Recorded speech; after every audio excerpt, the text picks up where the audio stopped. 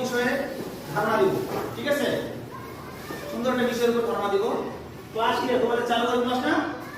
আচ্ছা, তোমরা হয়তো জানো কি জানো না জানি না, সংখ্যা এবং সংখ্যা প্রতীক এগুলো সব ধারণা আছে।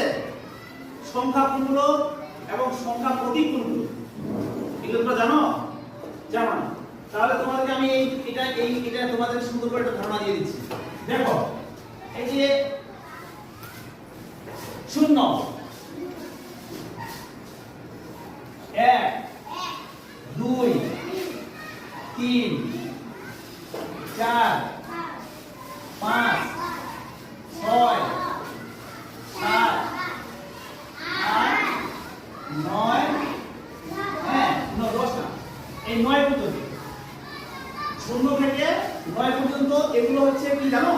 এগুলো হচ্ছে সংখ্যা প্রতীক। হ্যাঁ, আমার সঙ্গে সবাই বলো সংখ্যা প্রতীক। হ্যাঁ, সংখ্যা প্রতীক কোনগুলো বলো? 0 থেকে 9 পর্যন্ত বলো। 0 থেকে 9 পর্যন্ত এগুলো হচ্ছে কি সংখ্যা প্রতীক। সংখ্যা প্রতীক কি?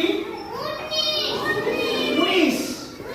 এটা কি 19? এই 19 একটা সংখ্যা। 19 একটা কি সংখ্যা? এখানে কয়টা প্রতীক আছে বলতে পারবে? কয়টা প্রতীক আছে?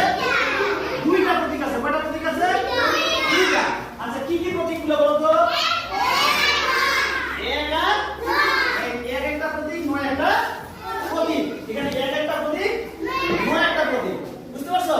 তাহলে 1 এবং 9 দিয়ে হলো 19। তাহলে 19 একটা সংখ্যা, আর এই সংখ্যার মধ্যে প্রতীক আছে কয়টি?